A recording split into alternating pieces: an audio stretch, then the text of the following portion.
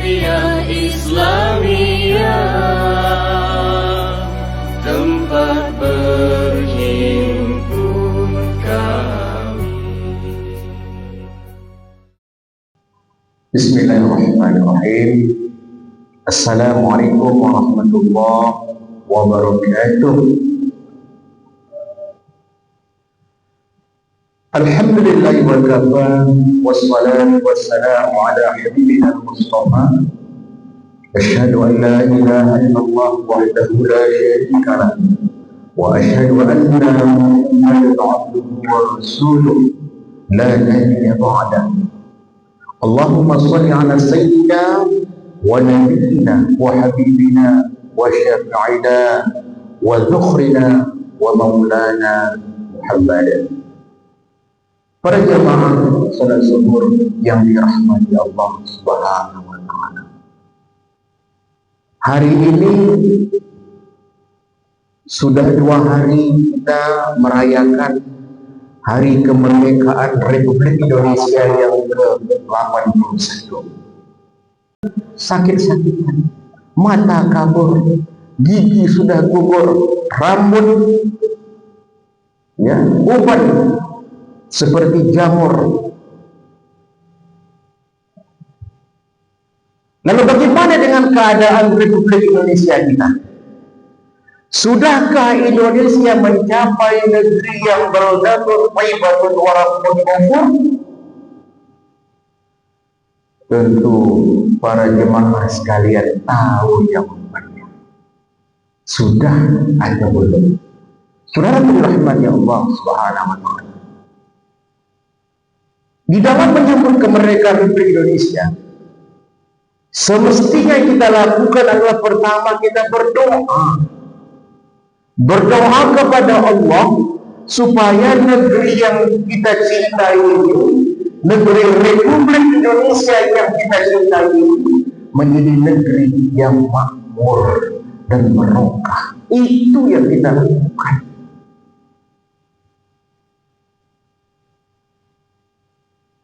Mungkin bisa membantu fakir miskin, anak yatim, bagus. Tapi sekarang kalau ulang tahun kemerdekaan RI, daster omak-omak yang habis. Karena bapak-bapak ikut tanding main bola pakai daster. Kain sarung yang koyak. Karena bapak-bapak main bola pakai kain sarung. Main domino satu malam suntuk, kan kadang berjudi. Apakah seperti ini kita mensyukuri kemerdekaan Republik Indonesia? Padahal kata Allah, la in syakartum la azidannakum wa la in kafartum inna adzabi lasyadid. Jika kamu bersyukur atas nikmatku, maka aku akan tambah. Tapi jika kamu tidak bersyukur, maka tunggu azabku yang amat pedih. Apakah dengan permainan seperti ini cara kita bersyukur kepada Allah Subhanahu wa taala?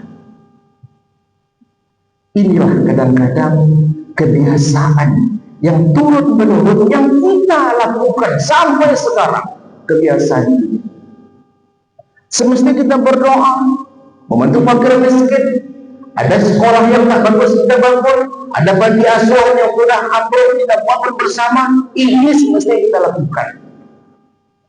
Saudara dirahmati Allah Subhanahu wa taala, untuk mendirikan Republik Indonesia, darah keringat yang membasahi bumi pertiwi ini. Bukan senang untuk mendirikan Republik Indonesia ini. Sehingga banyak para pahlawan kita mati. Mati karena apa? Berjuang melawan penjajah.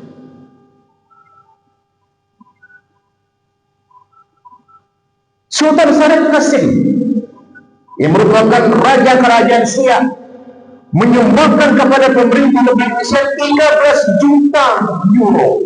Kalau uang kita sekarang sekitar 1 triliun lebih, disumbangkan kepada negara Republik Indonesia untuk supaya berjalan negara Indonesia. Aceh, para kaum wanita mengumpulkan emasnya mengumpulkan uangnya, membeli pesawat yang pertama itu yang disumbangkan kepada Republik Indonesia adalah sumbangan rakyat Aceh. Begitu susahnya kita untuk mendirikan republik ini. Lalu setelah republik ini selesai, dimerdekakan oleh para pejuang kita dengan darah dan nyawa taruhannya, apa yang bisa kita lakukan untuk mengisi perjuangan bangsa ini? Semestinya kita bisa dengan meningkatkan keimanan dan ketakwaan kita. Tak ada jalan lain. Allah Subhanahu wa taala berfirman, Bismillahirrahmanirrahim.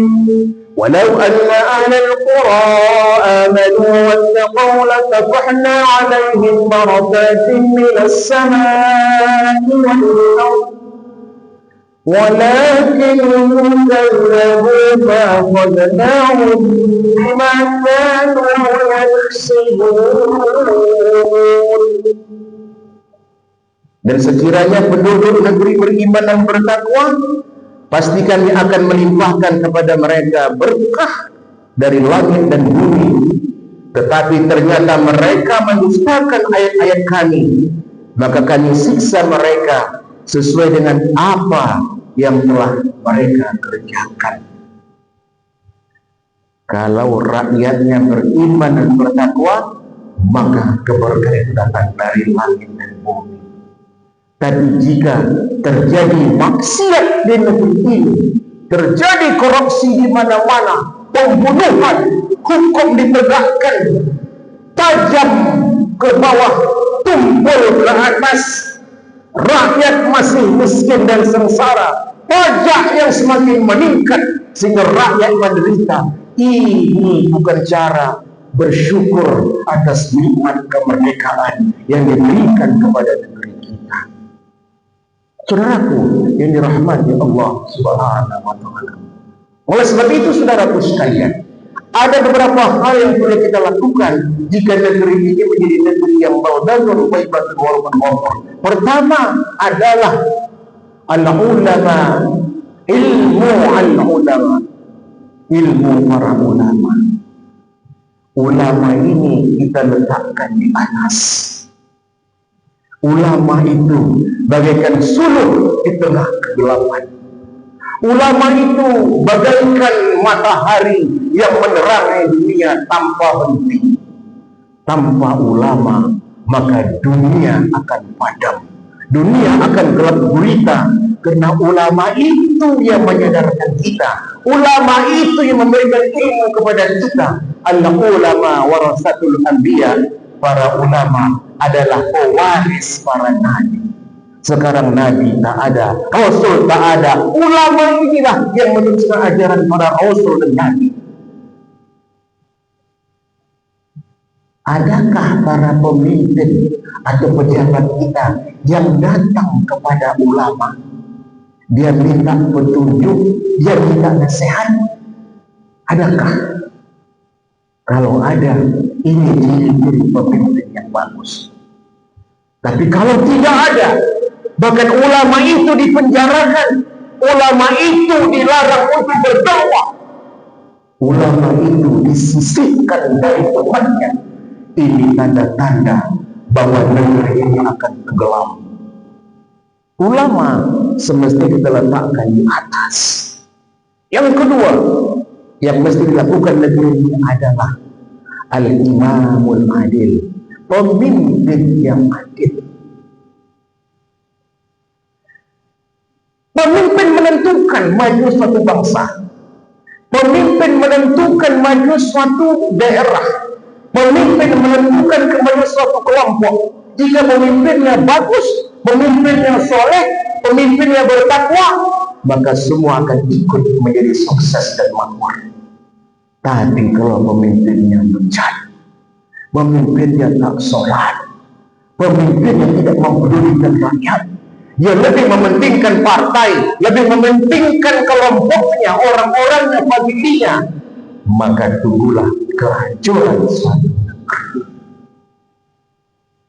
Saudaraku dirahmati Allah Subhanahu wa taala. Saya tertarik dengan Abu Bakar Siddiq ketika dia dilantik menjadi khalifah setelah Rasulullah wafat. Dia berpidato di depan rakyatnya. Kira-kira isi pidato Abu Bakar Siddiq adalah, wahai rakyatku, hari ini kalian sudah mempercayakan aku sebagai pemimpin di antara kalian.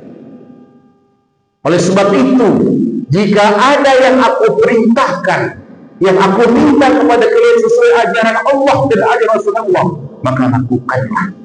Tetapi jika ada yang kuperintahkan, yang aku minta tidak sesuai dengan ajaran Rasulullah dan Allah, maka jangan kalian ikuti apa. Artinya apa? Abu Bakar Siddiq siap untuk dikritik, siap untuk diprotes. Itulah sesungguhnya pemimpin yang baik.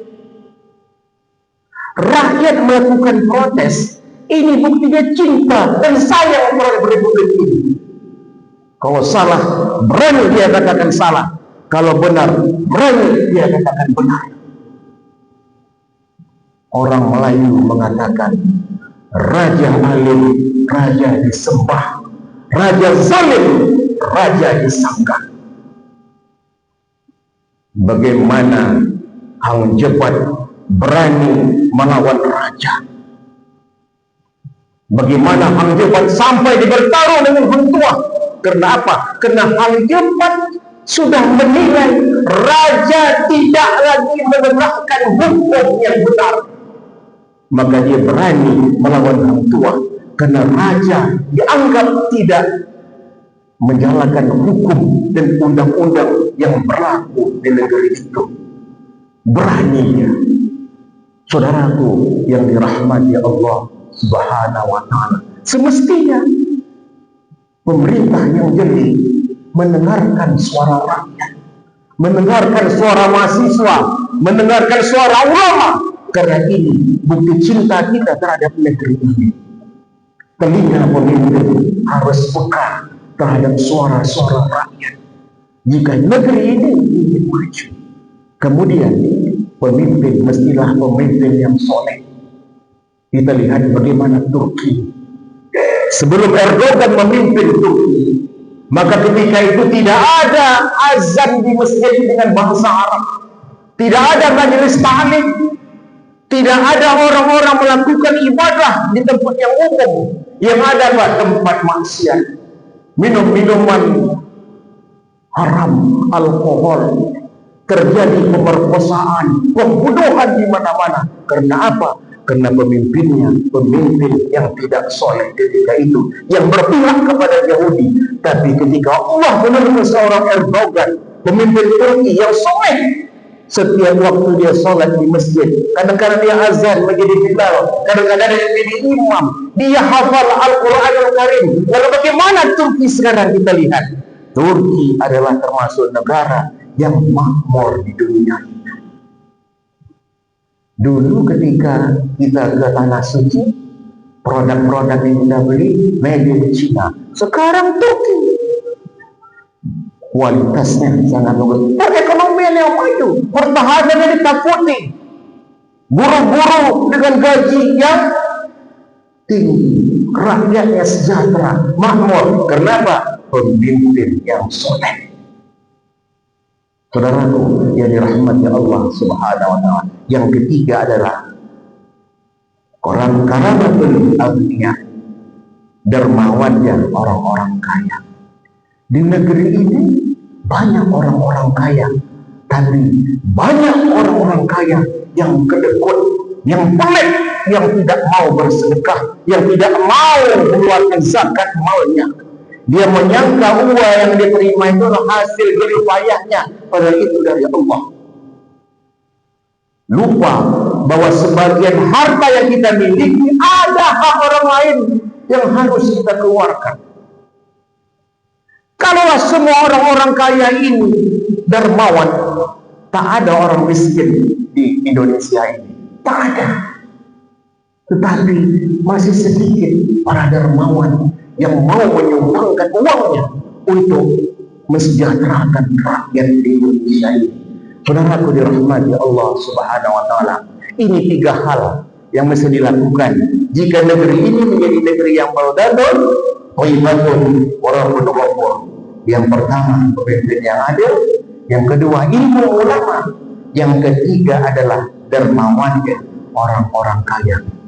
Kita berdoa kepada Allah Subhanahu wa taala, semoga Republik Indonesia, kampung kita yang tercinta ini, akan menjadi negeri yang baldatun thayyibatun wa rabbun ghafur. Semoga ke depannya Indonesia diberikan pemimpin yang soleh, yang memperjuangkan rakyatnya, yang bisa memakmurkan rakyatnya, sehingga negeri ini menjadi negeri yang diperhitungkan di dunia ini. Terima kasih atas perhatian. Mohon maaf atas kekurangan. Wabiridha wal inayah.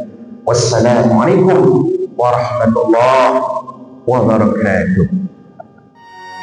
Persatuan Tarbiyah Islamiyah, tempat